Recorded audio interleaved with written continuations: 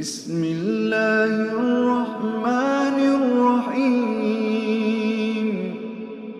Nah Bapak Ibu, kalau kita lihat dari konteks ayat ini turun, ternyata ada sebabnya.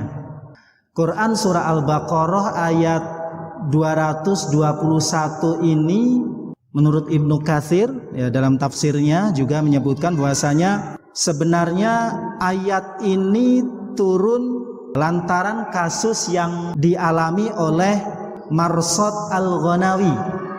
Nah, bagaimana ceritanya?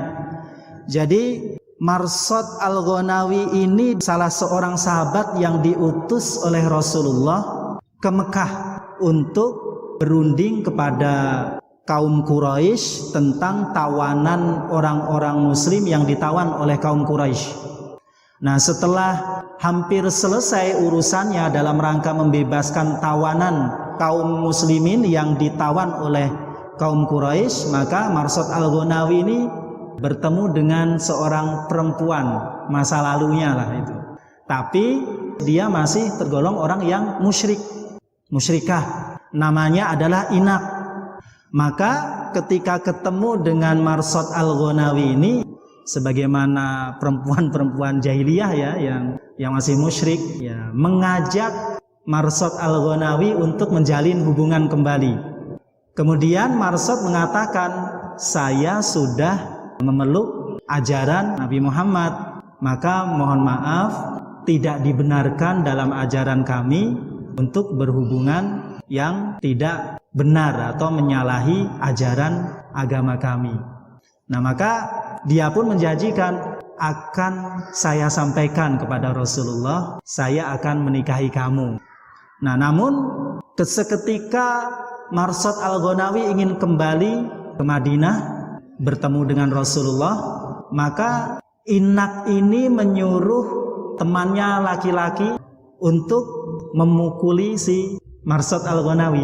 Nah, artinya ya dia mungkin tidak terima dengan Marsad ini sudah mengikuti agama Nabi Muhammad dan mengikuti ajarannya, dan dia merasa kecewa, yang asalnya cinta menjadi benci, kemudian menyuruh seorang laki-laki untuk menganiaya si Marsad Al-Ghanawi ini. Nah, kemudian datanglah kepada Rasulullah menceritakan maksudnya itu tadi, ingin menikahi perempuan musyrikah. Inak orang yang kaya, cantik, tapi agamanya masih musyrik. Maka kemudian Rasulullah membacakan ayat ini, wala tankihul musyrikati hatta yu'min wala amatun mu'minatun khairum min musyrikati walau a'jabatkum. Artinya apa?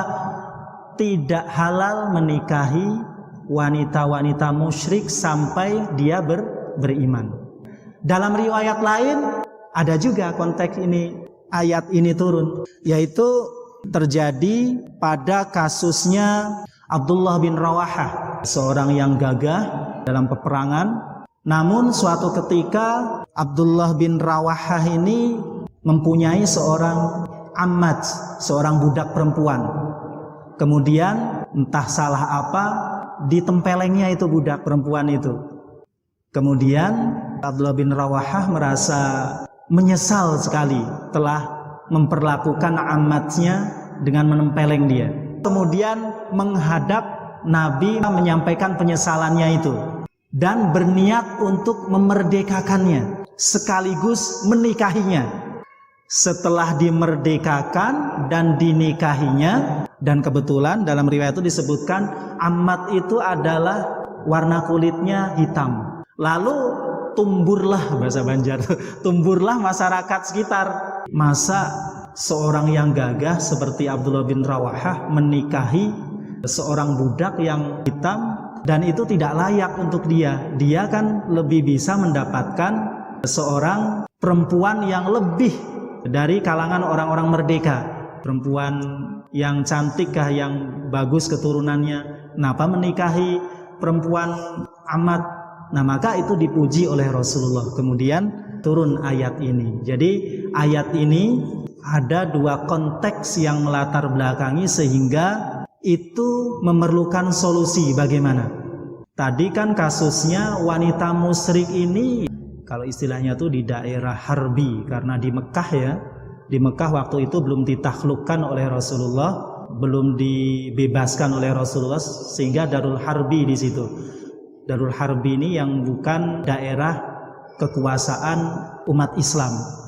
Nah, maka karena Al-Marsad Al-Ghonawi masuk Islam karena dia tidak mau menerima tawaran Inak tadi untuk kembali menjalin hubungan, sehingga dia dicelakai oleh si Inak dengan menyuruh seorang laki-laki dari temannya.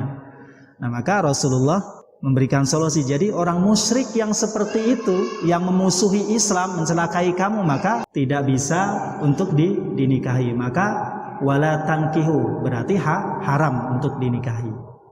Nah, kemudian ayat ini memang secara hukum, secara tekstualnya, dan ulama tafsir maupun ulama fikih menyatakan bahwasanya mereka sepakat haram menikahi orang-orang musyrik, baik itu bagi perempuan maupun bagi laki-laki.